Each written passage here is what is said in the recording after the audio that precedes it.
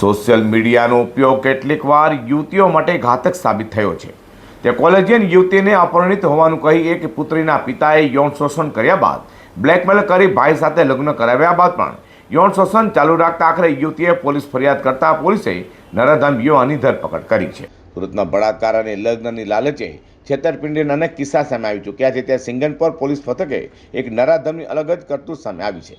વાત એમ છે કે સુરતના એક કોલેજમાં અભ્યાસ કરતી યુવતી સાથે સોશિયલ મીડિયાના સ્નેપચેટથી સંપર્કમાં આવેલા નરાધમ મૂળ ભાવનગર હાલ હરિદર્શનના ખાડા ખાતે રહેતા અમિત ડોંડાએ યુવતીને પોતે અપરિણિત હોવાનું કહી તેની સાથે પ્રેમ સંબંધ બાંધી બળાત્કાર ગુજાર્યો હતો।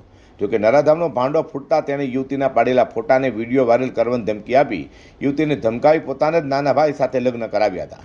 જોકે ત્યારબાદ પણ નરાધમ અમિત ડોંડાએ યુવતીનું યૌન શોષણ કર્યું હતું। આખરે યુવતીએ નરાધમ અમિતના શોષણથી કંટાળી સિંગનપોર પોલીસ મથકે જઈ ફરિયાદ નોંધાવતા પોલીસે ત્વરિત તપાસ હાથ ધરી નરાધમ આરોપી અમિત ઘનશ્યામ ડોંડાને ઝડપી પાડી કોર્ટમાં રજૂ કરતા કોર્ટે 1 દિવસના રિમાન્ડ મંજૂર કર્યા હતા। તો હાલ પોલીસે નરાધમની વધુ પૂછપરછ હાથ ધરી છે।